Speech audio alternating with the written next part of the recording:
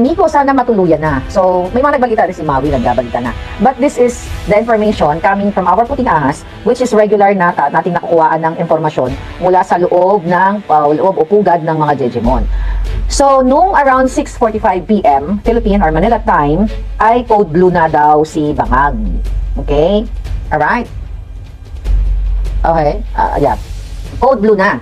Kasi nagjumbagan sila ni Lisa Tanas dahil ayon sa ating Juting Jahas ay sabog na sabog, bangag na bangag silang dalawa parehos sa pulburon. So ito, inaano ko lang ito yung information na binabasa ko actually. So, nagkasakitan at may injury si Liza Tanas sa ulo. Diba dati nag-umbagan sila sa aeroplano, nag-umbagan, nalaglag si Liza sa hagdan noong December of 2022 sa Kabangagan, diba, sa Kaslasingan dahil yun ang bangag na bangag sa pinagbabawal na pulburon. So kahapon, may injury si Liza Tanas sa ulo. Okay? At in-airlift yung dalawang mag-asawang bangag around 6:45 p.m. kahapon. In-airlift. So yan I think yung balita ni Jason Sa. So during that time, wala pa akong A1 information noon, pero may mga nagsabi sa akin, pero kasi hindi yung regular na puting ahas ang nagbigay sa atin. So hindi ako makapagbigay ng eksaktong statement coming from puting ahas kasi you'll never know kung ano yung totoo o ano yung A1 info. So ngayon, tama yung post ni Jason Sa. Kasi ayon sa ating source, nasa St. Luke's pa rin, okay? Nasa St. Luke's pa rin si Bangag. Pero itong post na ito, kailan niya pa ito pinost? 8, 9, 10, 8, 9, 10, 11, 12, 1, 2. So, sa time niyo, this was like almost 7 hours ago, itong information. Hindi ko alam kung nakalabas na si Bangag or what. Pero in-airlift sila pareho dahil pareho silang nagka-jumbagan. Alright? At ang sabi ka ng kapatid sabi niya sa akin, Miss Maharlika, hindi po paki-correct naman, sabi niya, hindi po tinuhod si Lisa Tanas. Hinampas po siya ng cellphone ni Bangag dahil pareho silang bangag. Okay?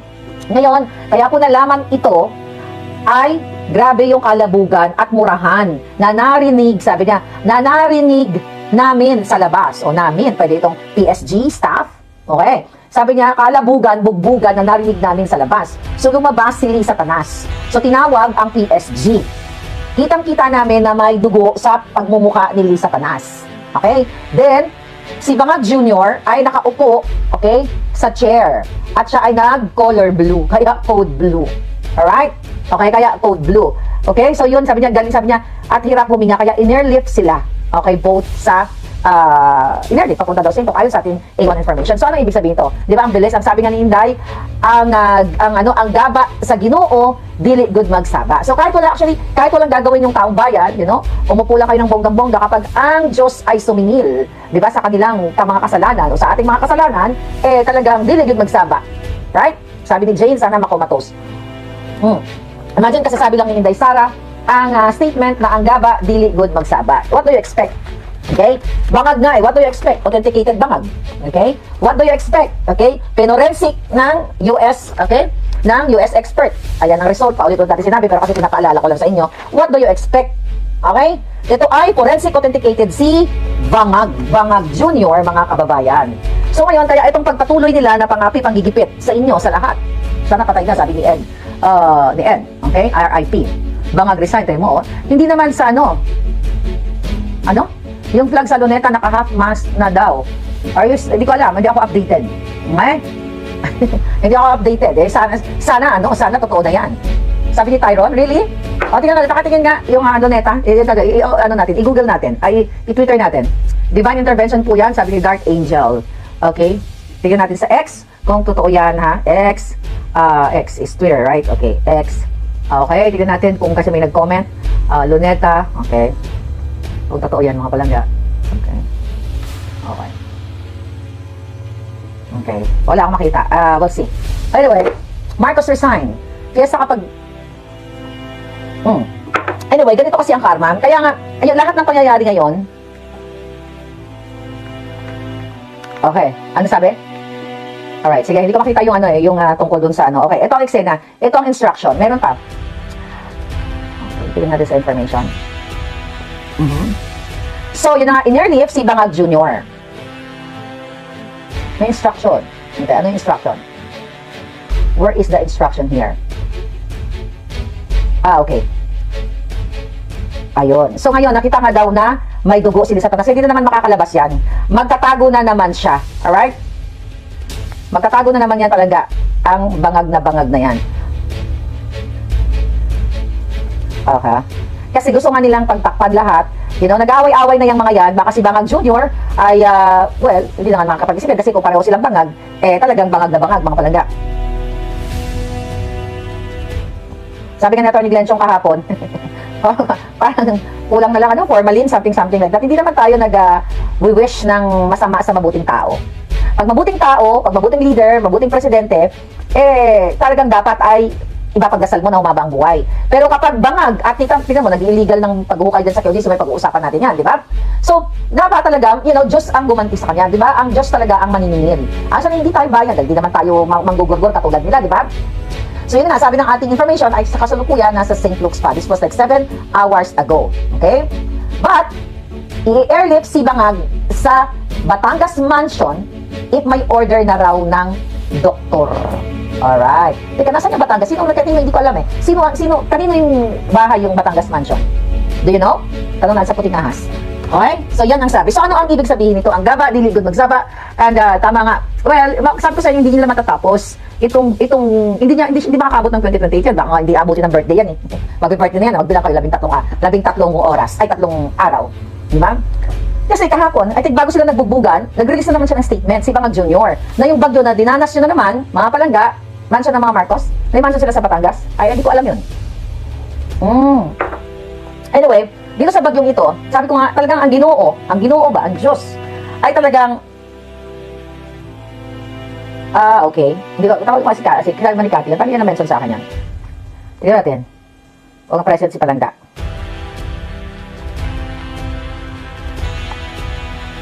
Okay. So ngayon, mga kababayan, itong bagyo na ito, na naranasan ninyo si Bagyong Enteng, okay? Sabi ni Solid Maharlika na ko is mansion yata nila Ralph Recto. Anyway, so itong bagyo, ang sinabi niya, hindi naman, ang problema daw ngayon sa bagyong naranasan nito is kasi malakas ang hangin. Bangag na ito mga palangga. Nung una, basura. Nung una, binangga. Pangalawa, sinasabi niya, binangga ng barko, kaya nawala yung flood control. Ngayon, ang wala namang problema kasi malakas, malakas ang hangin, ganyan. So, itong direksyon na ito, okay? Itong direksyon na ito ay talagang bangag na. Hindi pa kami nag-usap ni Cathy. Kung may information din siya siguro, dahil alam mo naman yan, may informasyon din yan. But anyway, our information is A1 at ito yung regular na mga tao na nandoon sa loob na naka-witness. Ito din yung mga taong nakakita na sinapak, binulyawan ni Lisa Tanas yung isang PSG. Kaya nagtataka ako din sa mga PSG na ito na nakikita, di ba nakikita ninyo ang ginagawa ng mga bangag na ito, nagbubugbugan, nagre-report pa nga kayo sa akin, di ba, nagsasakitan, pero wala kayong ginagawa. Pero recently, mga kababayan, ay mukhang umaalma na nga itong ating mga kapulisan dyan sa Davao City na kung saan patuloy din na sumusunod sa utos ni Lisa Tanas, ni Marbil, ni Torre, ni Bangag, di ba? So yun yung nakikita natin na parami ang umaalsa at nagsi-speak up day kasi nga wala na pong direksyon ang gobyerno ninyo. Kaya paulit-ulit kong sinasabi, gusto niyo bang tiisin yung mga baha, di ba? Ang inyong only sa panahon ni Bangag Jr. na may ganyan ka sobrang binabaha ang mga lugar na never mo ma-imagine sa buhay mo na binabaha kayo, di ba? Ako tumira sa Pilipinas, tumira ako ng Quezon City, ng Maynila, ng Mandaluyong, Quezon City, Manila, Mandaluyong. I think yan lang ang tiniran ko sa buong buhay ko. Caloocan, tumira din ako dyan. Okay? So may mga lugar na hindi binaba, pero ngayon umaapaw na ang baha. Hindi lang lagpas tao, lagpas bahay. Di ba? Lagpas bahay. Anong ibig sabihin niyan, mga kababayan? Ibig sabihin, yung mga budget supposedly para dyan sa flood control na yan, to protect, di ba? To protect you, ay ninakaw na nila. Kasi, imagine nyo ng panahon ni Duterte, kahit naman nagbagyo, may binabaha talaga ng mga area. But to the point na ganyan lagpas third floor, di ba? Second floor, third floor. So yan ay sinyales na hindi napupunta ang pera ng bayan, ang pondo para sa mga proyekto na yan, para sa mga flood control na yan, mga infrastructure project na yan, para support, para kayo ay protektahan ng gobyerno. Kaya ngayon, dahil everyday ay huhubaran sila ng hubaran dahil sa pagabangag nila, tingnan mo nagsusuntukan, nagsasapakan. Diba September pa lang sinabi na natin sa inyo na nung in-appoint nung pinarmahan ni Bangag Jr. yung Chief of Staff appointment ni Atty. Vic Rodriguez, nagsapakan sila doon sa aeroplano. Diba? Ilang beses si Lisa Tanas nananakal, harap-harapan, yan ay testimonya ni Atty. Glenchong nung nawala ng internet yung during their meeting, tapos nawala ng internet, sinakal niya, diba, yung kanyang staff. Ang dami, nandura. Diba, baboy itong babaeng ito, katulad ng kanyang asawang mga ba. What do you expect kung ang isang presidente at first lady ninyo ay magka-jamming sa ipinagbabawal na pulburon? Kaya ngayon, at saka hindi ka pwedeng i-ignore yan. Hindi nyo pwedeng i-ignore na okay lang yan, parang okay lang sa inyo na may presidente kayong bangag, may presidente kayong ayaw magpabulburon test. Well, congratulations si Mother Pebbles, nagpa-drug test at siya ay, what do you call it, free from pulburon, or from S. Nakita ko sa post niya ng bonggang-bongga, yan ay, as inamin niya mismo na during her past, naggamit siya, pero ngayon clean na siya. Good job, Mother Pebbles. So, ito yung panawagan natin sa mga politiko. Ito yung resolution din na hinihain ni Congressman Pulong sa mga politiko na pagtatakbo kayo, mga government official, na dumaan kayo sa hair follicle test. Di ba? So, ngayon, balikan natin si Bangag. Kaya naman, etong issue ng magpa-hair follicle test, yung kanyang pagiging authenticated Bangag, ayan po, ang forensic result yan, dito, here in the States. Ayan, di ba? Ayan, may mga, ano pa yan, paulit-ulit po. Kaya nga, anong petsa na? July 21, nung tinakot nila ako na magpa-drug test, i-demanda ako sa Amerika dahil nagpakalat ako ng fake news at ito daw ay deepfake. Ito sinasampal ko sa kanila. Ito po ang tatlong papel na ito na, ayan ang itsura ni Kuting. Binasa ko na to sa inyo, but I just want to remind you, kung matapang yung mga buwaka ng Genemis na yan, okay? Kung matapang niyang mga yan, mga palangga, bakit hanggang ngayon wala pa, hindi kasi nakipag-ugnayan sa Amerika? Ipinagyayabang ni Lisa Tanas at ibang junior alay namin ng Amerika. Di ba? Makikipagtulungan sila para ulihin si Maharlika, para idiin si Maharlika, ipakulong si Maharlika dahil nagpakalat ng deepfake na si Kuting ay nagbabangag. Kaya nga i-challenge din, 3 days na lang binibigay ko. More than a month na. Ayan po, hindi magsisinungaling yung ebidensya. Kung kayo ay matino na sa kaisipan ninyo, hindi, di ba? Ito ay malinaw pa sa sikat ng araw. Sabi ko nga, ito ay magtitestimonya ang forensic expert dito sa Amerika kapag ako ay kinasuhan.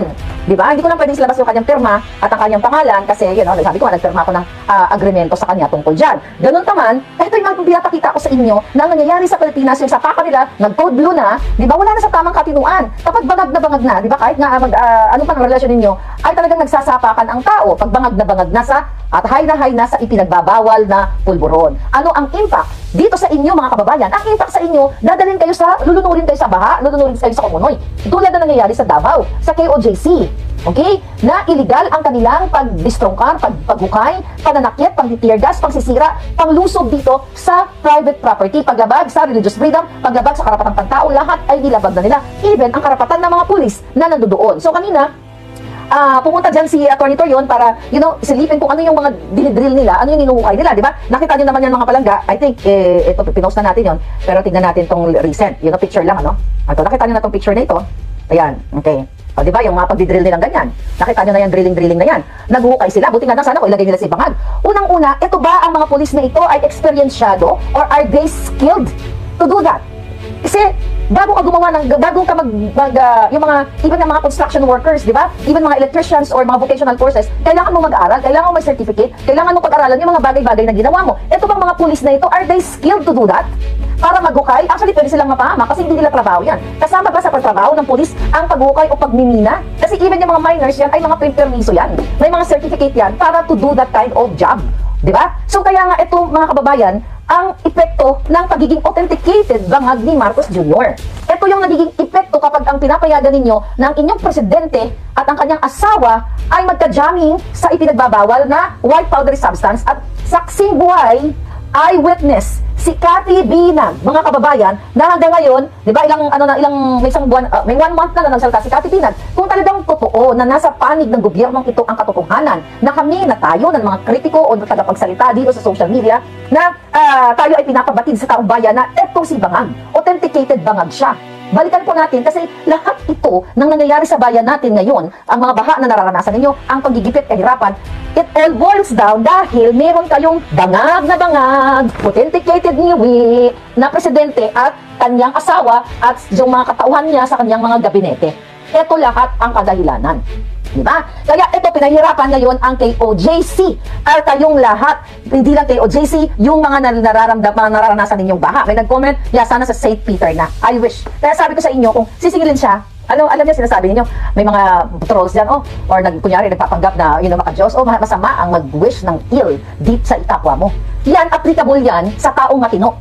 Kapag taong matino na gumagawa ng tama, talagang labag yan sa mata ng Diyos. Okay? Sa mata ng Diyos na i-wish mo na magburgur yung isang tao na wala namang ginawa. Pero kung katulad ni Bangag na may ginurbor sa pamamagitan ng pagiging bangag nila, ginurbor at mga nasaktan ng mga Pilipino sa KOJC compound, kung may mga estudyante na hindi nakakapasok sa kanilang pag-aaral ngayon dahil ginigiba nila yung mga paaralan. Di ba? Yan, pwede mong i-wish yan. Sabi ko, kahit pigaan mo ka ng kalamansi dyan, magpapaparty pa ako, magpapalitsyon pa ako ng bonggang-bongga.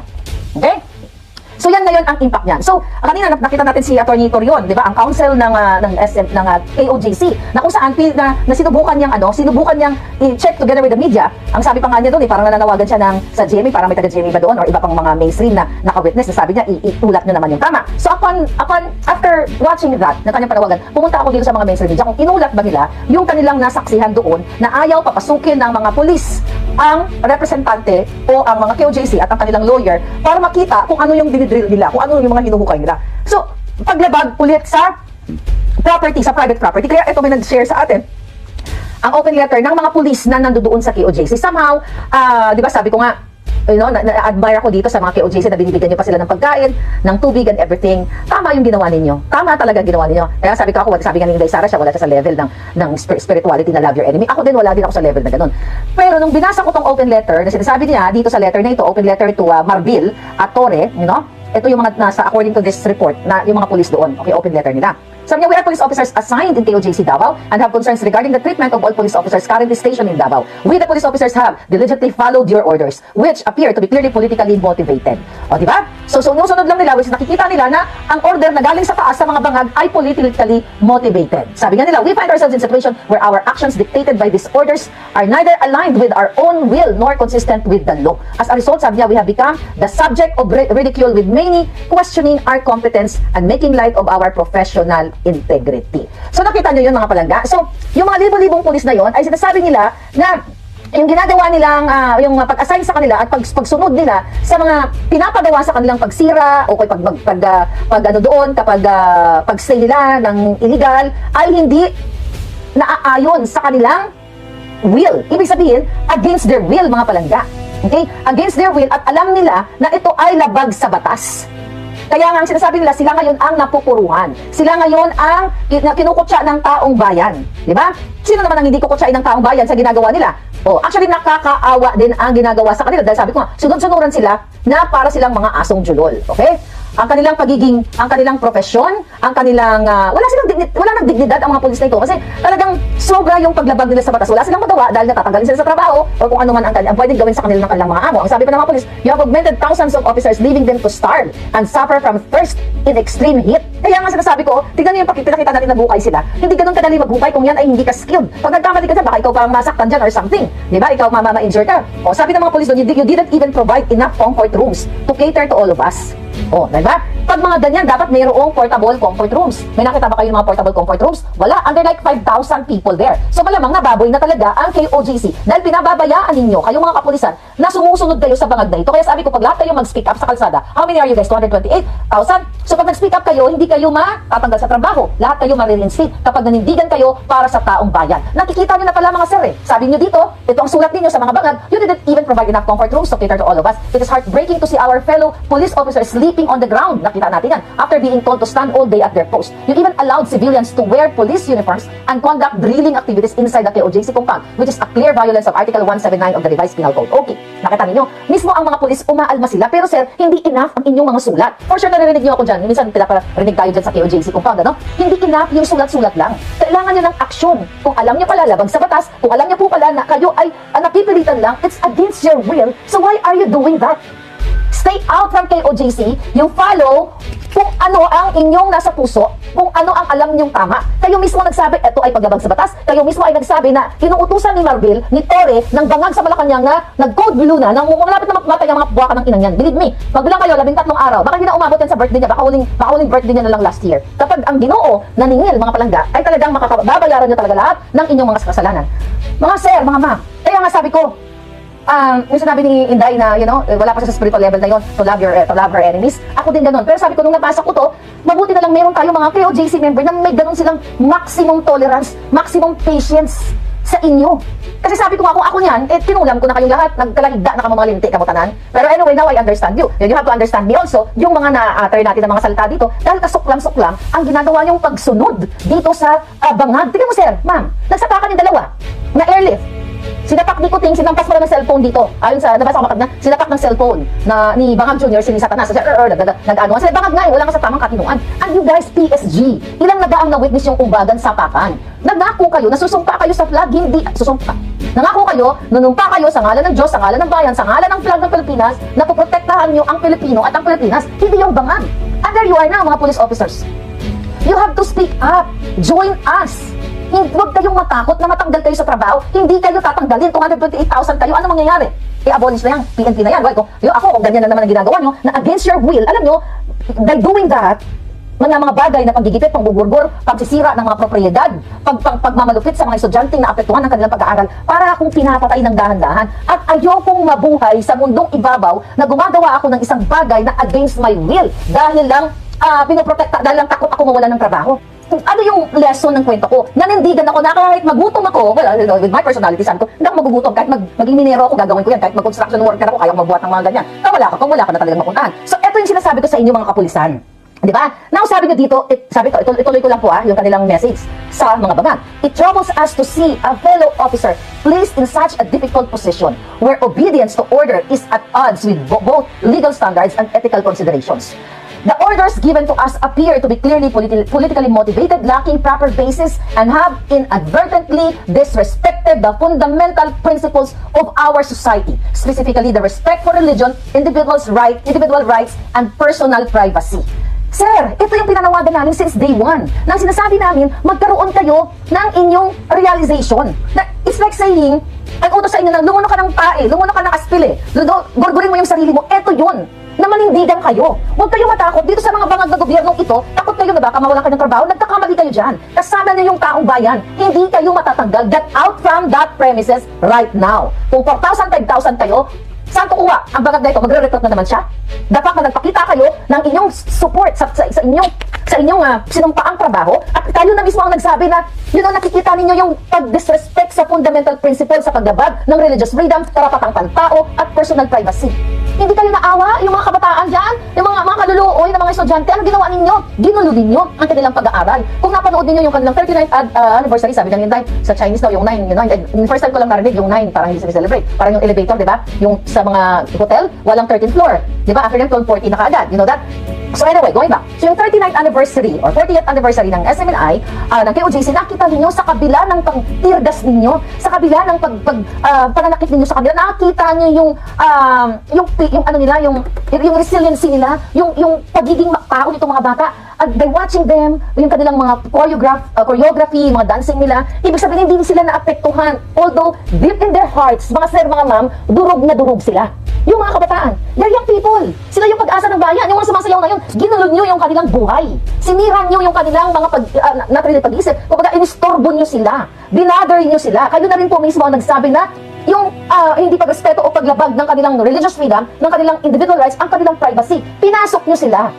Bahay nila yun. Tahanan nila yun. Ang binigay lang sa inyo ay arrest warrant. Wala yung inyong tinatarget. Diba? Ang yung tinatarget nasa langit, sabi nga ni Inday Sara. Ibig sabihin, failed kayo. Yung intelligence report kay Torre, kay Marbil, ay gawa-gawa lang, failed. Katang isip, pangbangag. Dahil lang nag-uutos sa kanila, bangag, nagsapakan nga, nag-code bilungay.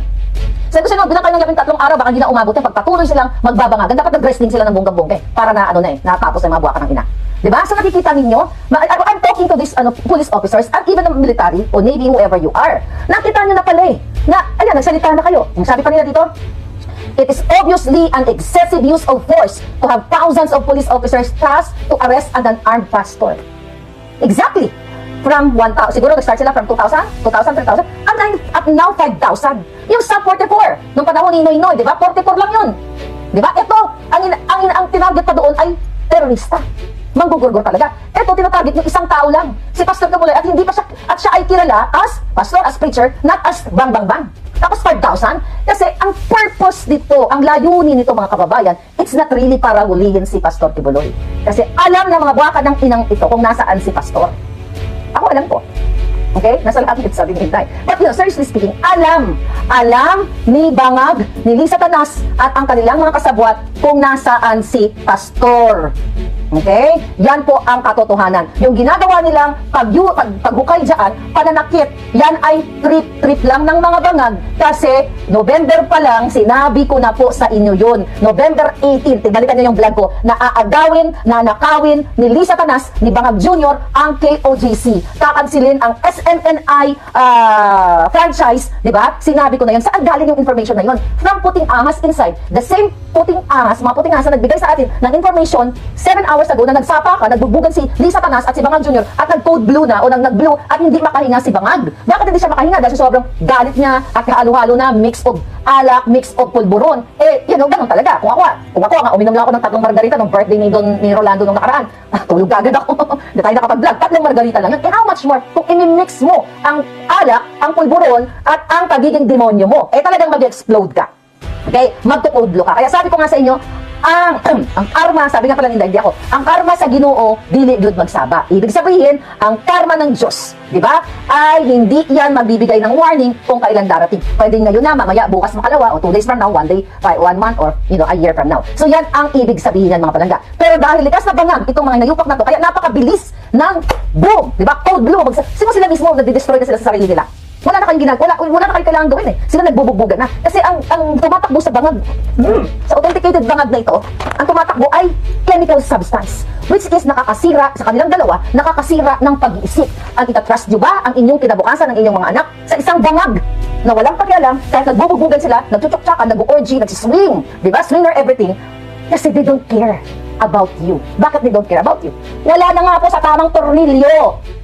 Diba? Yan ay nilamon na ng chemical substance. Kaya gumaganon-ganon na ang gago. Kaya pag tinanong mo kumusta ang reaksyon ng ang impact ngayon ng bagyo, ang problema lang kasi yung hangin malakas.